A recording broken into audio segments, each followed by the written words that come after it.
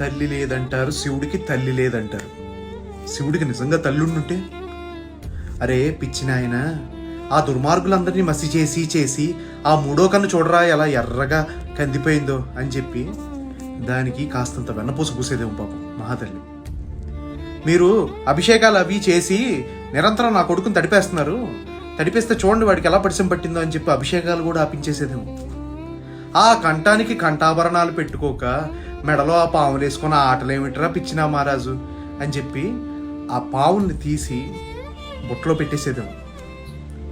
ఒంటికి చల్లగా చంద్రం పూసుకోకుండా ఆ బూడిద ఎందుకురా నాయన అని ఆ విభూది కూడా పోయినిచ్చేది కాదు. వెండికొండ బ్రహ్మాండంగా కైలాసం ఉంది, చల్లగా అక్కడ కూర్చోక ఈ శ్మశానాల్లో ఈ చితి మధ్యలో ఆ వేడి సగల మధ్యలో ఈ తై తక్కలు నీకు అవసరమారా పిచ్చి తండ్రి అని చెప్పి శ్మశానం కూడా తిరగనిచ్చేది కాదు.